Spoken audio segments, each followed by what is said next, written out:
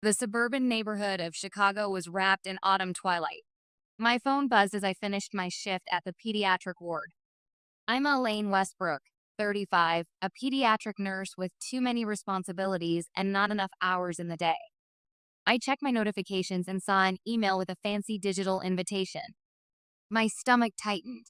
It was from my younger sister, Brooke. I've always been compared to Brooke. Since childhood, this pattern never changed.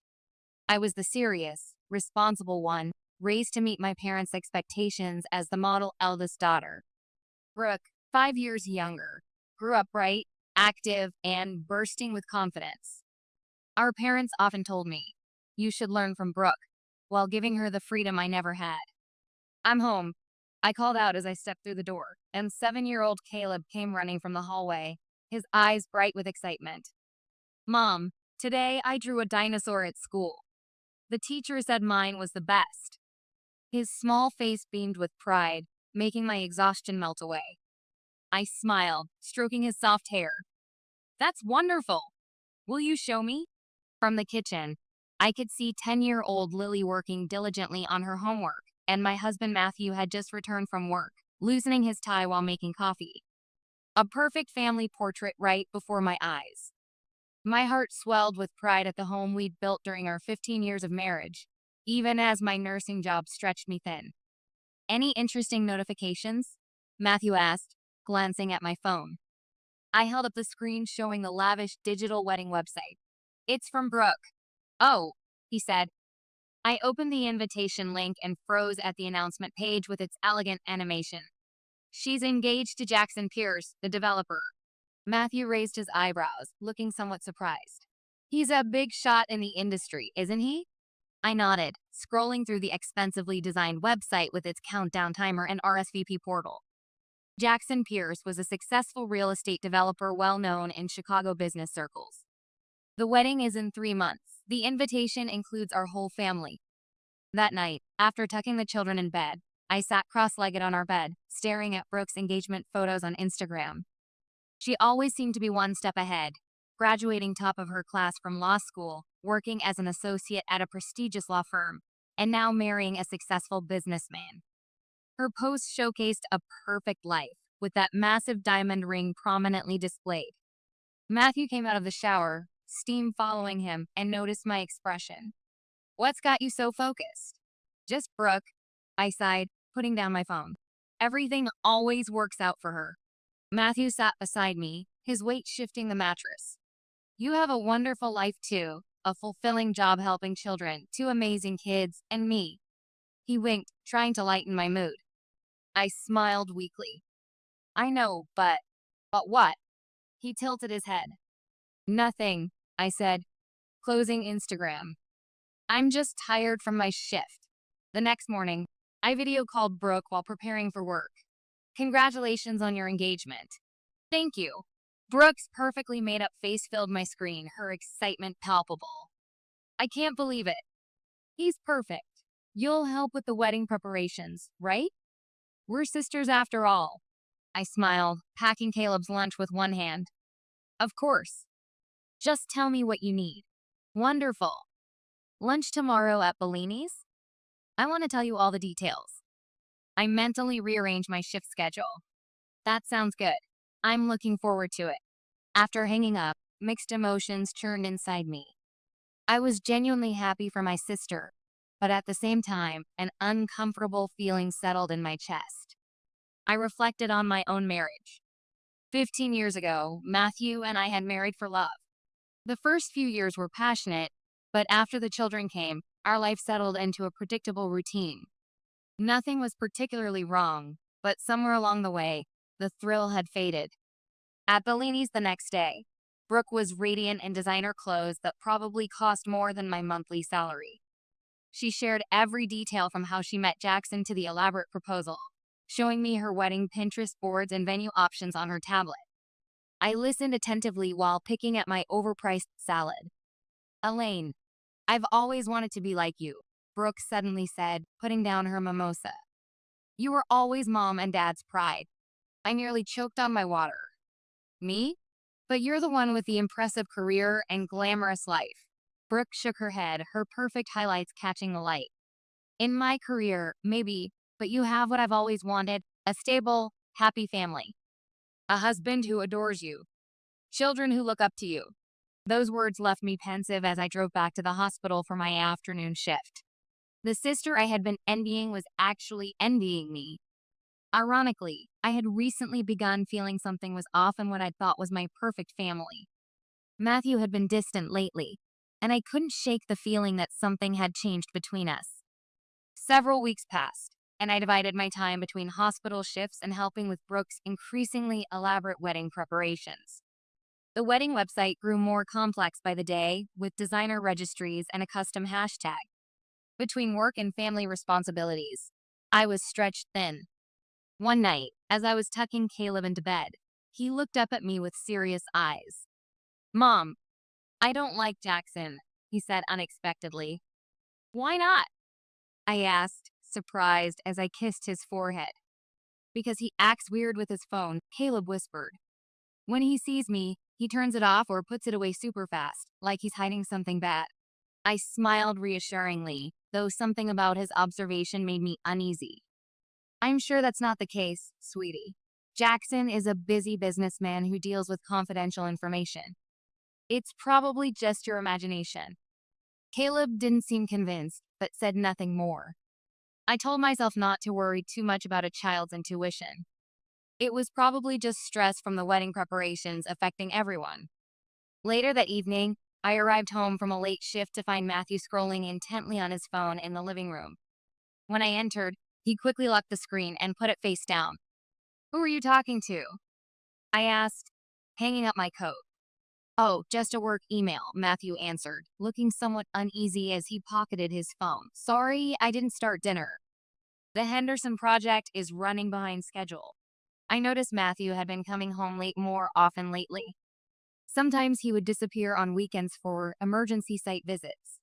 I told myself it was just the stress of Brooke's wedding making me paranoid. Our family was happy. At least that's what I wanted desperately to believe. The day before the wedding, the upscale hotel lobby buzzed with activity as final preparations for the rehearsal dinner took shape. I had just finished coordinating with the hotel staff about Caleb's food allergies.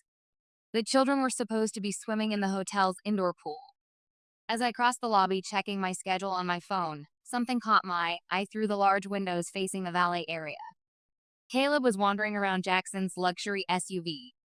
He was peering at Jackson's phone through the driver's window as if looking for something. My heart skipped a beat, and I hurried outside. "Caleb, what are you doing?"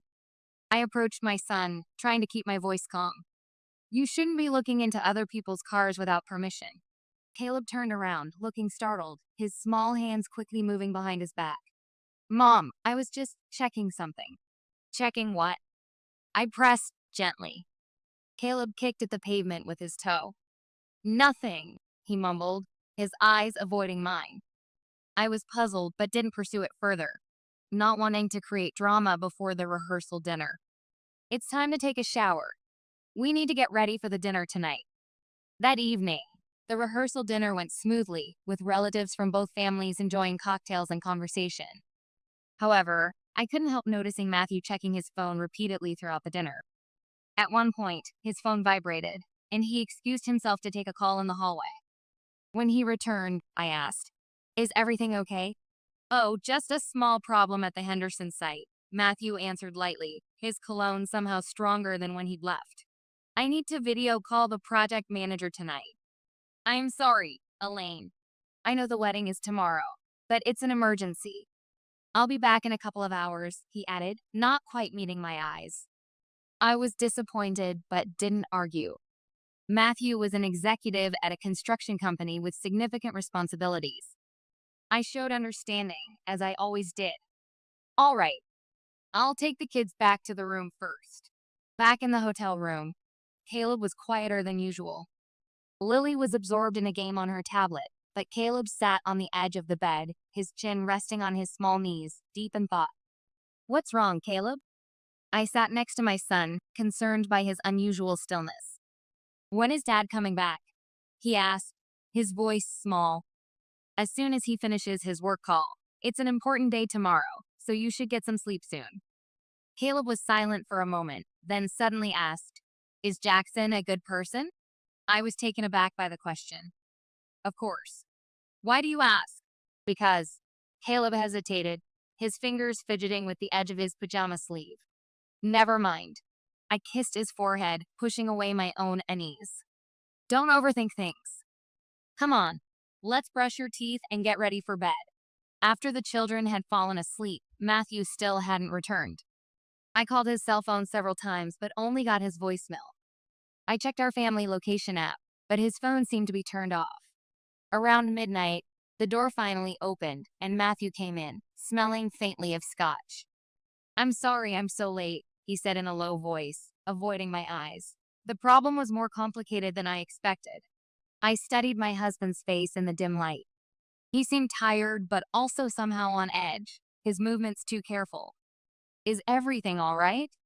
I asked, my nurse's instincts picking up subtle signs of discomfort.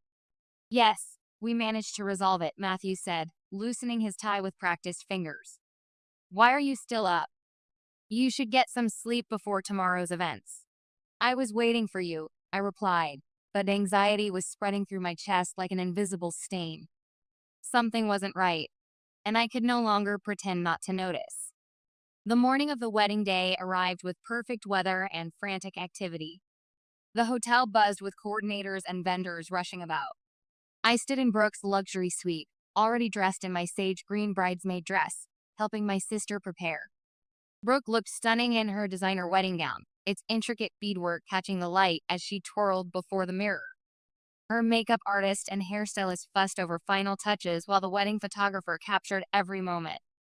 "I can't believe this day has finally come," Brooke said, her voice trembling with excitement as she looked out the window at the perfectly manicured venue grounds. "Elaine, thank you so much. This day wouldn't have happened without you." I hugged my sister carefully, avoiding her perfectly styled hair. "If you're happy, that's all that matters." The ceremony proceeded flawlessly. Flowers, music, lighting, everything was picture perfect. Instagram-worthy moments unfolded one after another under the elegantly draped pavilion. However, throughout the ceremony, I couldn't help noticing Matthew exchanging glances with my sister several times across the aisle. At one point, it even looked like he winked at Brooke when he thought no one was watching. Was it just a friendly gesture from brother-in-law to bride? I told myself my imagination was running wild. But when I glanced back at the family row, I saw Caleb holding Lily's tablet, recording something. He normally showed little interest in technology unless it involved dinosaur games. I signaled with my eyes for him to put the device away, but Caleb just looked at me solemnly, then continued whatever he was doing. As the reception began and champagne toasts filled the air, I noticed Brooke heading toward the ladies' lounge. Thinking she might need help with her dress, I followed discreetly. When I turned the corner into the dimly lit corridor, an astonishing sight stopped me in my tracks. Matthew was waiting outside the lounge as Brooke emerged. After a brief exchange of whispers, he placed his hand on her bare arm and leaned in to murmur something in her ear. Their faces were much too close, their expressions intimate in a way that sent ice through my veins.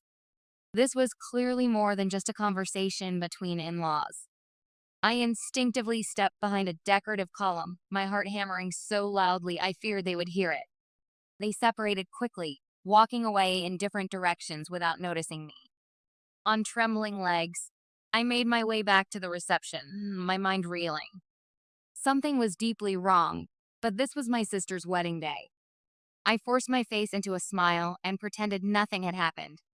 After dinner, when the dancing began and the lights dimmed, I returned to our family table and noticed Caleb hunched over Lily's tablet, his small face unusually serious as he swiped through something on the screen.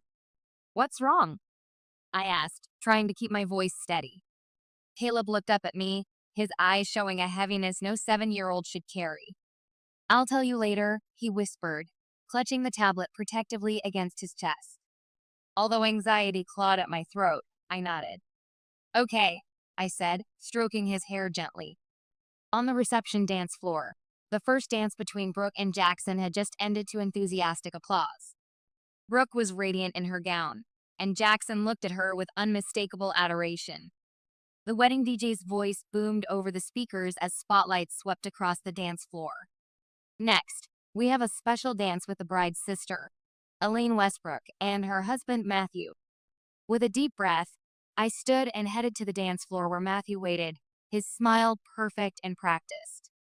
He placed one hand on my waist and took my hand with the other. The music began, and we moved slowly in time with the romantic ballad. "You look beautiful," Matthew said softly, his breath warm against my ear. "That dress really suits you." I tried to smile naturally, but my heart felt like lead in my chest. "Thank you." Matthew pulled me closer, his cologne overwhelming. "Is something bothering you?" "No, nothing," I lied, avoiding his eyes. From across the room, I could see Brooke laughing with a college friend, her diamond ring flashing under the lights. She looked so genuinely happy that guilt washed over me. Maybe my suspicions were just paranoia born from stress and exhaustion. Perhaps there was nothing between Matthew and Brooke. I was probably overthinking innocent interactions. When the dance mercifully ended, I returned to our table. Caleb was waiting for me, his small face tight with nervous energy, Lily's tablet clutched in his hands. "Mom, we need to go right now," he whispered urgently, grabbing my hand. Around us, guests chatted and laughed, the music pulsing through the room. I managed a smile, trying not to draw attention despite my racing heart. "Why, sweetheart?"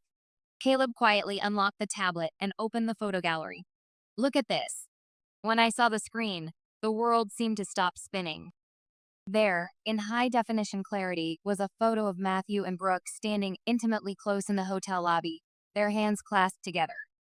The timestamp showed yesterday evening, during Matthew's work emergency. My blood turned to ice as I swiped through more images. Matthew and Brooke embracing in a secluded hallway, sitting close in his car in the parking garage, her hand on his thigh. I borrowed Lily's tablet to play my game, and a notification from Dad's Instagram DMs came in. Caleb explained in a hushed voice. I tapped it by accident, and there were all these messages and pictures between Dad and Brooke. I gasped, my hand flying to my mouth. "Caleb, you." "I'm sorry, Mom." Tears welled in his eyes, making him look even younger. But I knew Dad was doing something bad. Or Jackson. I pulled myself together and hugged my son tightly. "You didn't do anything wrong. Thank you for telling me." Caleb continued, his voice small but determined.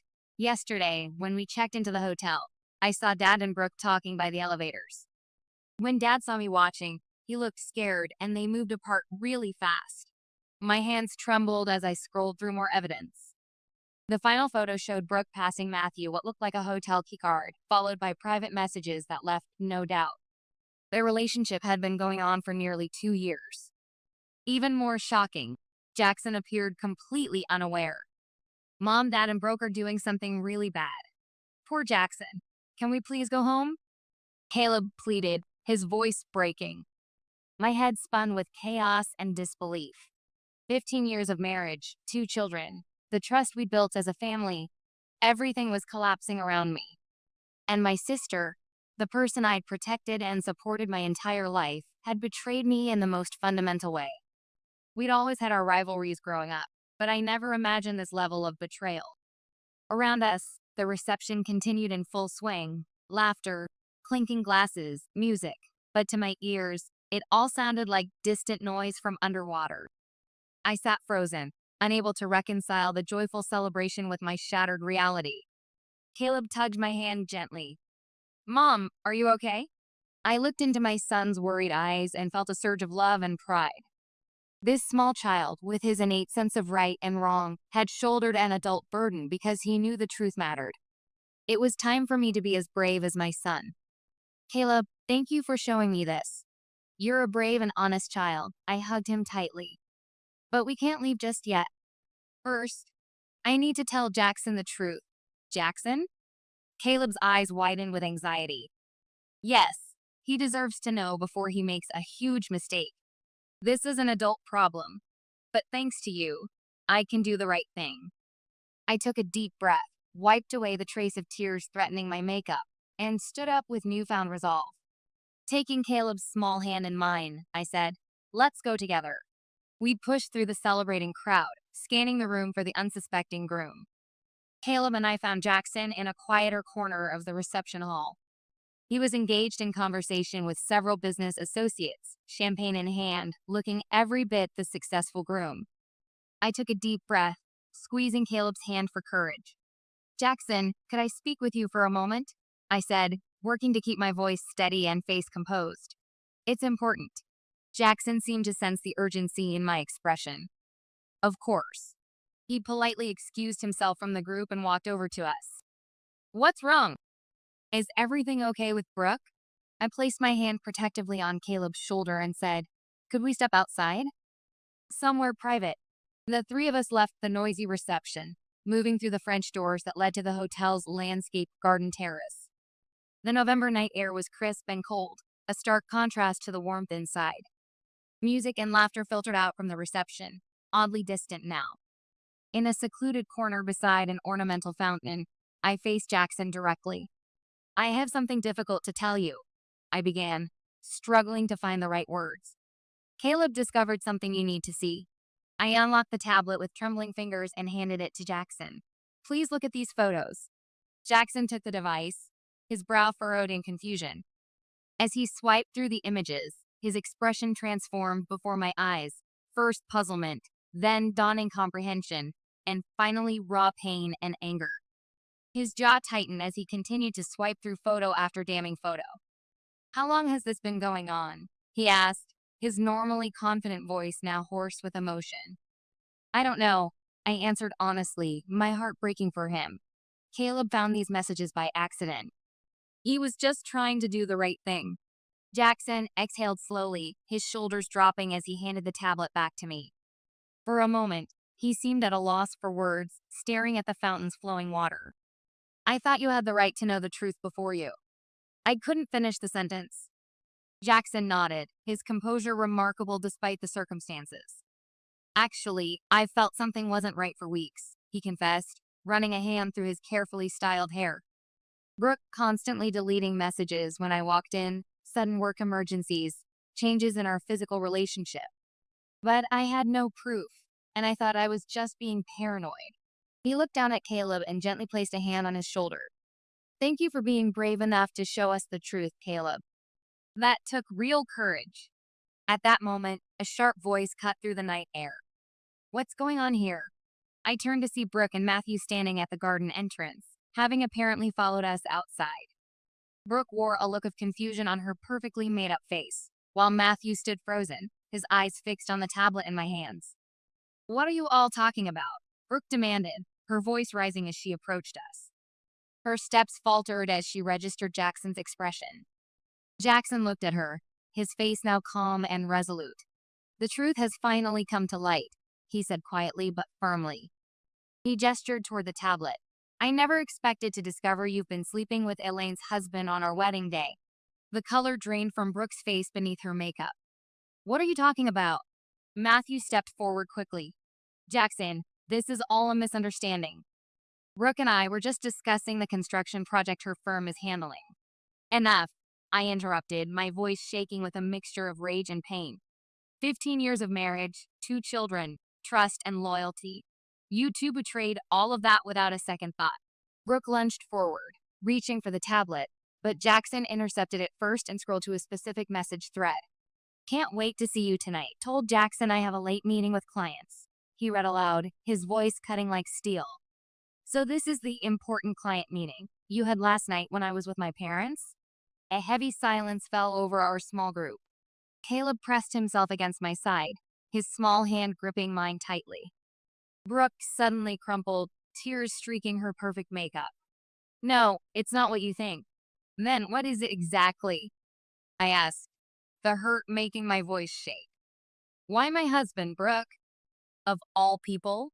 Brooke's expression transformed from anguish to anger in an instant. "You've always had everything."